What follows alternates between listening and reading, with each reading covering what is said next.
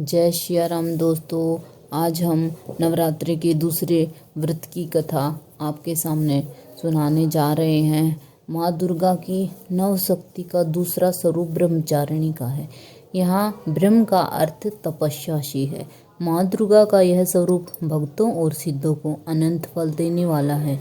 इनकी उपासना से तप, त्याग, वैराग्य, सदाचार और संयम की वृद्धि होती है। ब्रह्मचारिणी का अर्थ तप की चारिणी यानी कि तप का आचरण करने वाली देवी का यह रूप पूर्ण, ज्योतिर्मय और अत्यंत भव्य है। इस देवी के दाएं हाथ में जप की माला और बाएं हाथ में यह कमंडल धारण किए हुए हैं।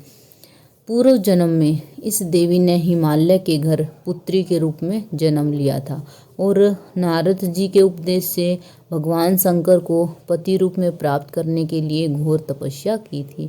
इस कठिन तपस्या के कारण इन्हें तपचारिणी अर्थात ब्रह्मचारिणी नाम से भी अभिहित किया गया। 1000 वर्ष तक इन्होंने केवल फल फूल खाकर बिताए और 100 वर्षों तक केवल जमीन पर रहकर निर्वाह किया। कुछ दिनों तक कठिन उपवास रखे और खुले आकाश के नीचे वर्षा और धूप में के घोर कष्ट सहे। 3000 वर्षों तक टूटे हुए बेलपत्र खाए और भगवान शंकर की आराधना करती रही। इसके बाद तो इन्होंने बेलपत्र खाना भी छोड़ दिए। कई हजार वर्षों तक निर्जल और निराहार रहकर तपस्या करती रही। पत्तों को खाना छोड़ देने के कारण इनका नाम अपर्णा नाम पड़ गया।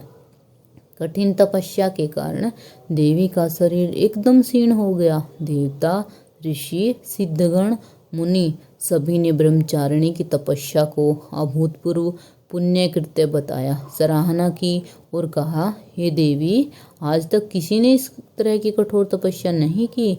यह तुम्ही से ही संभव थी। तुम्हारी मनोकामनाएं परिपूर्ण होंगी और भगवान चंद्रमौली शिव जी के रूप में तुम्हें पति के रूप में प्राप्त होंगे। अब तपस्या छोड़कर अपने घर लौट जाओ। जल्द ही तुम्हारे पिताजी तुम्हें बुलाने आ रहे हैं। माँ ब्रह्मचारिणी देवी की कृपा से सर्व सिद्धि प्राप्त होती है। दुर्गा पूजा के दूसरे दिन देवी के इसी रूप की उपासना की जाती है। इस देवी की कथा का सार यह है कि हमें जीवन के कठिन संघर्षों में कभी भी विचलित नहीं होना चाहिए। माँ ब्रह्मचारिणी देवी की कृपा से उसे सर्वत्र सिद्धि और विजय की प्राप्ति होती है। लालसाओं से मुक्ति के लिए माँ ब्रह्मचारिणी का ध्यान लगाना अच्छा होता है। धन्यवाद दोस्तों। अगर मेरी वीडियो अच्छी लगे तो लाइक, शेयर, सब्सक्राइब करना ना भूलें। धन्यवाद।